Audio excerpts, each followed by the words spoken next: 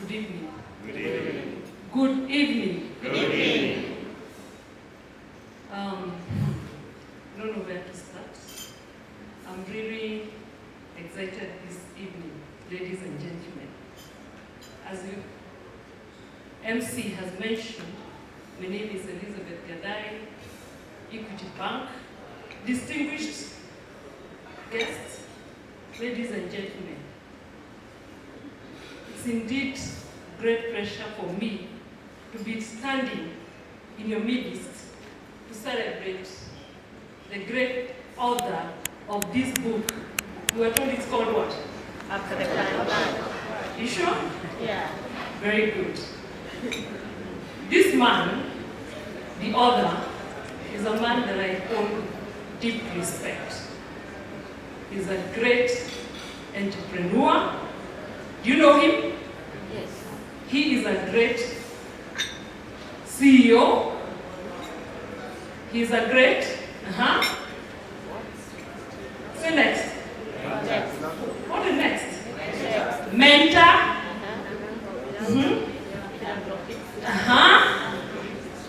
And so on and so forth.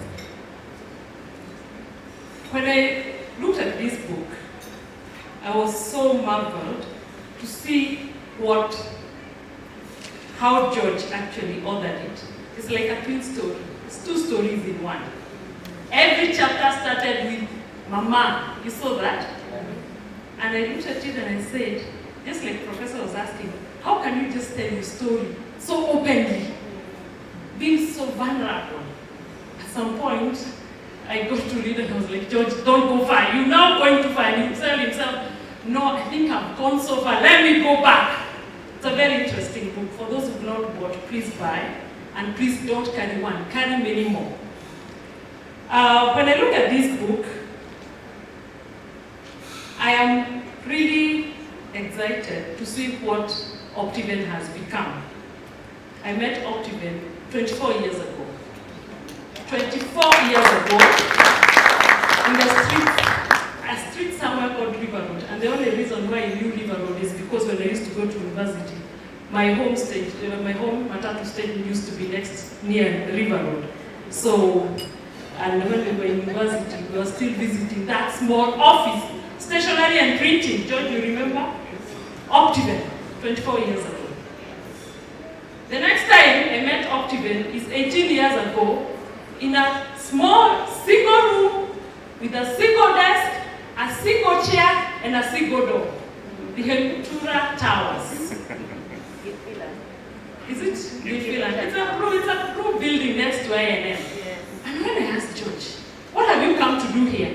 You've left a very good job in the UN. What have you come to do here?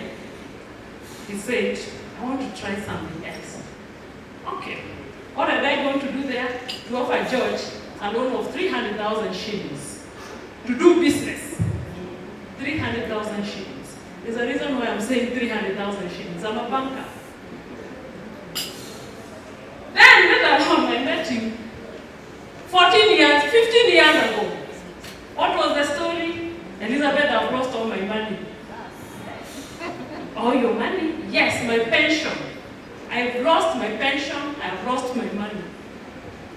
And my 300,000, are you going to pay it back? I have nothing. So what do we do? I have been conned. So this is not the first time George is getting conned. I don't know what happened about that story. That's not the first time. So he told me, you have to help me. I asked George, how do I help you? You've lost money, how do I help you? He told me it's the real test of great friendship. And I'm a banker, remember, the head of credit in a bank. So how was I going to balance the two? But I knew George and Mary for many years, and one of the things I knew, George told me, these are all the people I have committed to. They are willing to pay. They'll give us back our money. I went to my boss and I said, let's help. Those were the old great days when entrepreneurs, one or two maybe like George, who are selling big land, taking a few millions, 1 or 2 millions.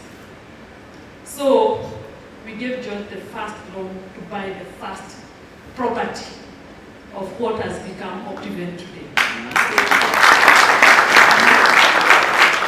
Already my boss said, are you willing to guarantee with your salary? I said, yes, sir. I will guarantee. Thank you.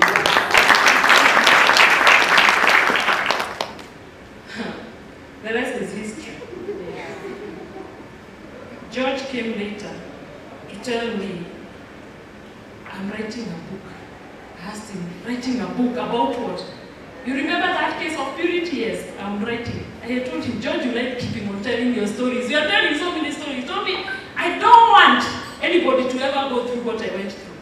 So I am going to write the story and my journey to the very detail so that people will know how to go around about partnerships.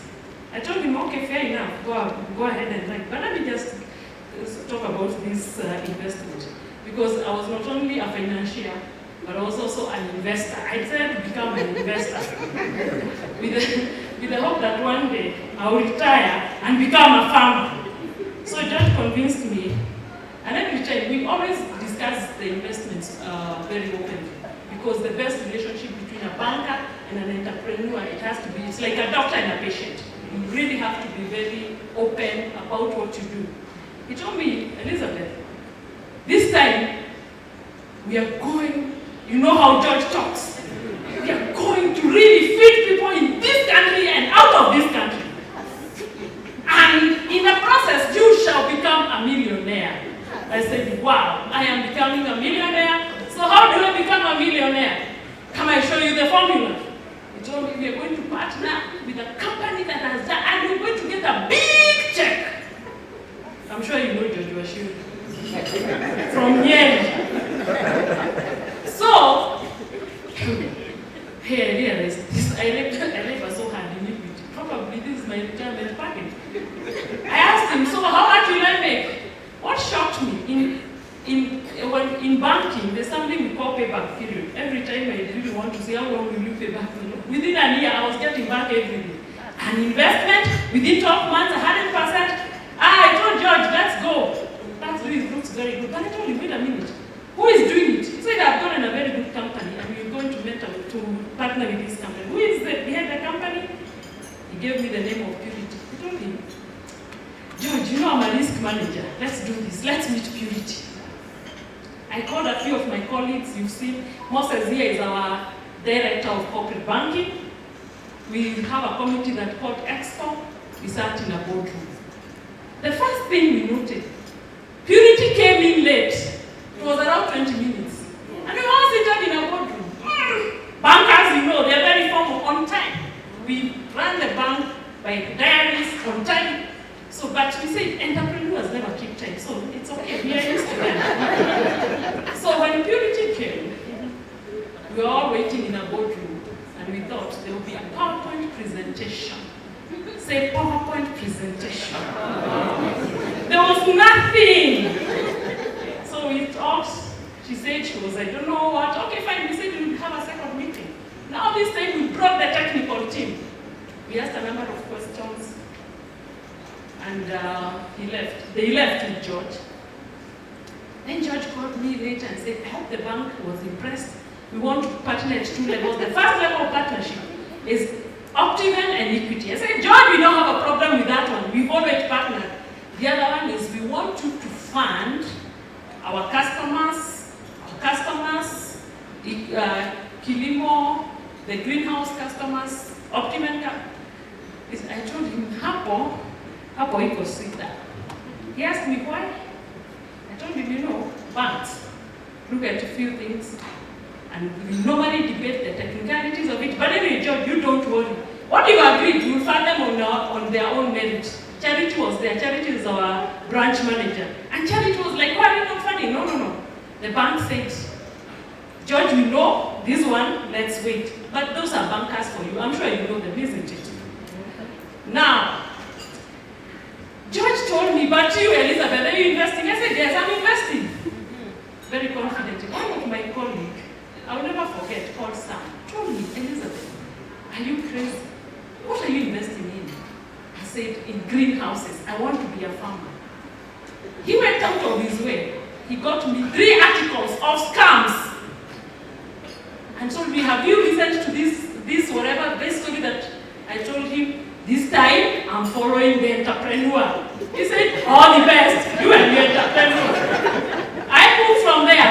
Another one came. Liz, you're going to invest in this thing. I thought you are the head of risk. How can you be? I say, that is why we bankers will never go anywhere. Have you ever seen successful entrepreneur banker? Let me try, with an entrepreneur who has a proven history. He said, did they tell you? He talked about the acidic soil, something to do with, and the water table. Did they answer those questions? I told them, those are technical things. Don't talk to me about water table and the soil acid and all those stuff. Let me follow the entrepreneur. Now, I didn't tell George this. I always said, probably, I should have played my role as a banker and allowed the entrepreneur to. But we agreed. I went back even, I talked to Baby, and we agreed, let's try it out. To cut a long story short, I invested, and I didn't invest alone. I invested with I went out and told, let's be rich. Gathai family, it is our time. I went to look for my sisters, my cousins, my relatives, a few friends, including my old mother, who had just been windowed and had a few coins. I told them, bring it on. And we invested.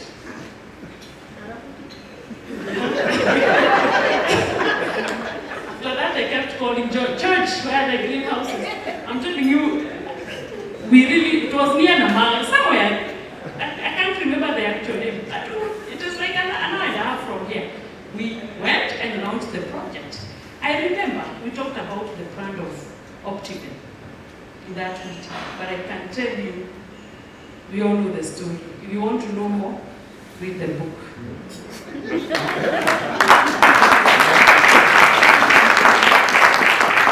In banking, you cut your losses very fast.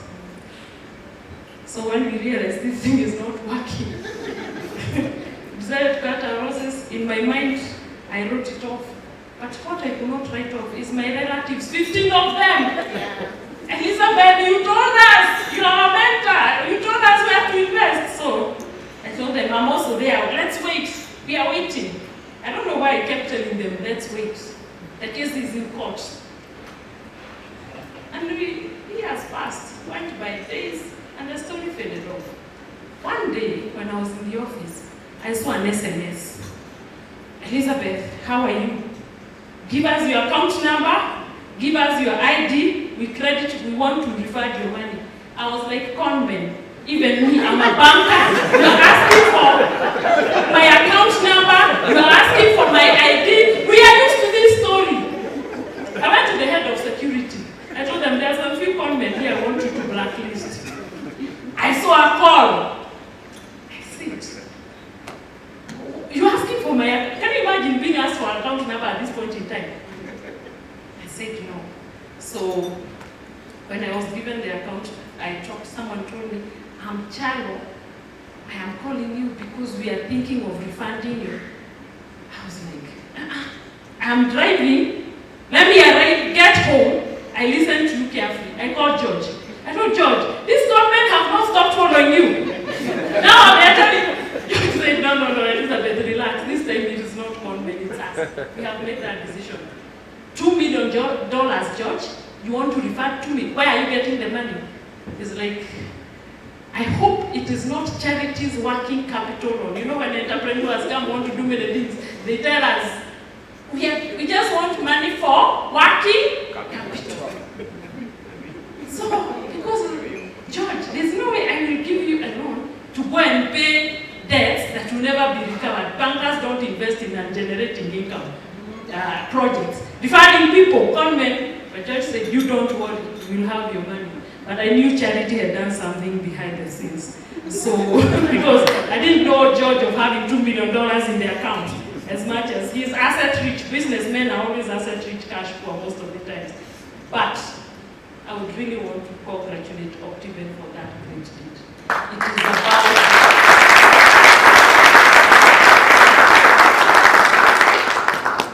When you talk about the brand, and when I read this book, the story of Mama, you can't, the only thing you can eat is a good name. It's about preserving the brand. She didn't know, she didn't have the technical knowledge or like prof to talk about brand, but she said preserve a good name. That's the only thing that you can eat. So when I look at this book, when I read this book, I see what I would call resilience. It's a theme of resilience.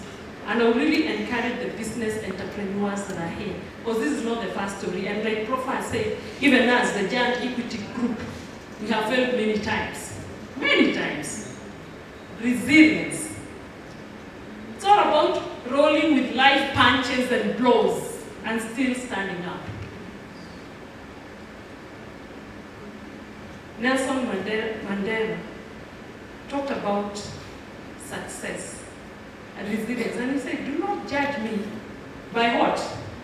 By my success, but judge me by how many times I fell down and got back up again. And to me, it's the ability to spring back and grow to shape post-adversity. That is what we've seen in Optiven. I looked at it and asked myself, how would I summarize this story of resilience? Do you have a pen and a paper? Can you write the word resilience? Resilience. Because this book is about resilience. The R is about reflections.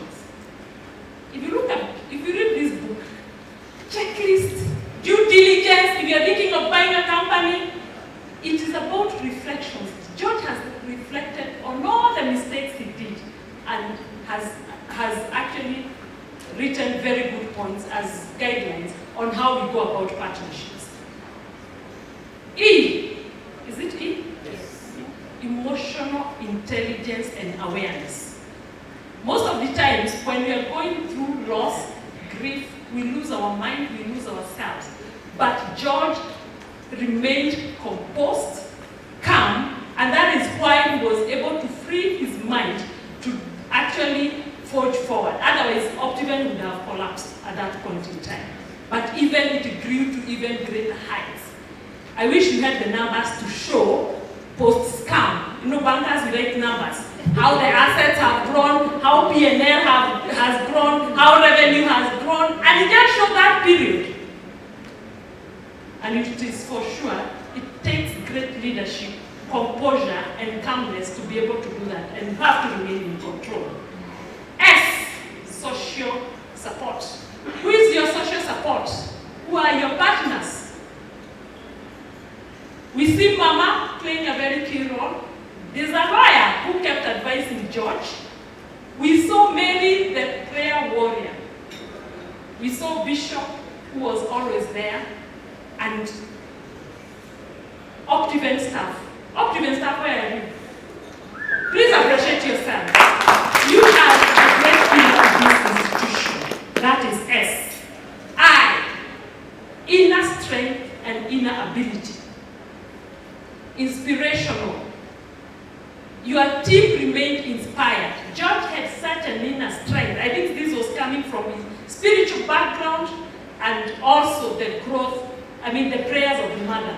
And he remained very inspirational. He inspired his team. I didn't really see Kasaya and the rest of them really looking sad. They were really Optiven, we are going places. You know? From there we go to what? L. Lessons, learnings, and letting go. A time comes when you just have to let go. You cannot forge forward by just focusing on the past. You just have to let go after loss and grief. There was increased optimism at some point. And what that did is to make the leader feel more in control. And he said, you know what, guys? We can do it. Let's refund and preserve our brand. This is a stepping stone to greater things to come. And this was the seed capital to the restoration of the Optiven as we see it today.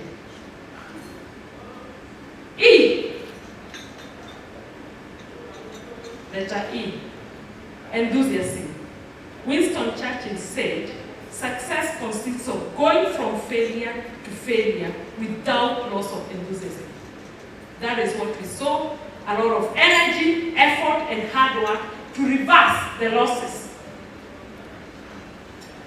We on letter what? N. Never give up.